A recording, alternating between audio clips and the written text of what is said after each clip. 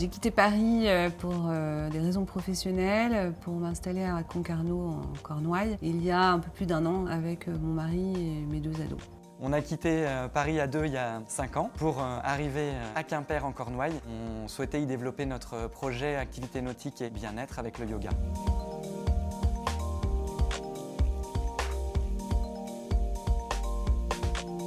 Ce qui nous a tout de suite plu, c'est la culture de la mer.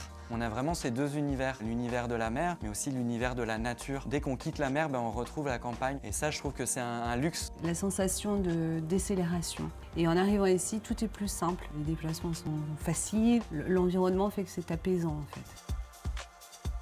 Alors nous, on vit à Quimper. C'est, je trouve, un très bon équilibre entre la dynamique d'une ville et aussi le côté calme. Moi, j'ai trouvé tout de suite de l'histoire. La vieille ville est très belle. On a les maisons à colombages, on a les pavés et on a aussi la cathédrale qui est vraiment au cœur de la vieille ville. On aime se retrouver dans le quartier du Chapeau Rouge, qui est à 2 pas de l'Hypercentre. Et on peut retrouver des petits concepts, que ce soit dans des boutiques de vêtements, que ce soit dans des restaurants ou simplement pour prendre un verre. Un endroit pour faire ses courses au cœur de la ville de Quimper, c'est les Halles, avec beaucoup de producteurs bio, des producteurs locaux.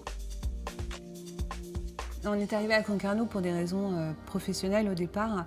C'est vraiment une ville avec une économie tournée autour de la mer qui est dynamique et intéressante. Nous, on habite au quartier du Doury, qui est un quartier vraiment sympa entre le port et le Cabellou. J'aime beaucoup courir et j'adore aller faire mes petits footings le matin sur la corniche.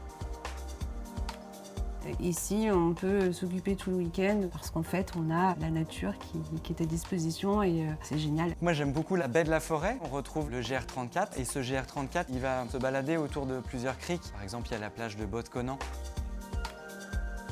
Quand on est arrivé, ce qui nous a marqué, c'est la culture du nautisme. On retrouve une grosse dynamique avec beaucoup d'événements autour de la voile. On a par exemple Jean Le Cam qui est présent avec toute son équipe sur Port-la-Forêt. Bénodet, pour moi, c'est la Riviera bretonne. C'est une jolie petite ville touristique. La plage est très belle. J'aime beaucoup le bateau libre, un concept hôtel et bar à vin. On a découvert récemment les Bénodettes. C'est un lieu où finalement on peut venir prendre une boisson, un smoothie ou acheter des vêtements. Ils ont leur ligne de vêtements. Sur Concarneau, on aime bien aller au Chantier, qui est en fait un grand restaurant qui s'est ouvert sur le quai Carnot. On a une belle vue sur la ville close.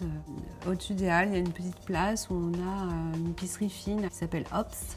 Et on aime beaucoup la bière locale qui s'appelle la Storlock. On est une famille de lecteurs et donc la première chose que j'ai vérifiée, c'est s'il y avait une librairie à Concarneau. Il y a une petite librairie qui s'appelle Albertine qui est vraiment super. Donc pour la culture, on aime bien aller à Quimper parce que l'offre est un petit peu plus large et notamment il y a une autre librairie qui s'appelle la librairie Ravi. Et puis le théâtre de Cornouailles également qui propose une programmation plutôt intéressante.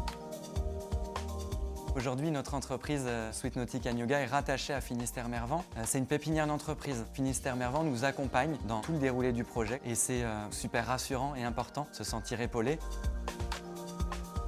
On se sent bien. Toute cette richesse humaine, cette nature, la mer, l'accompagnement qu'on a pu trouver font qu'on a envie de s'installer en Cornouailles. Je pense qu'avec mon mari, on avait le goût commun de la mer et on a trouvé ici un environnement qui nous apaise et on se sent à la bonne place en fait.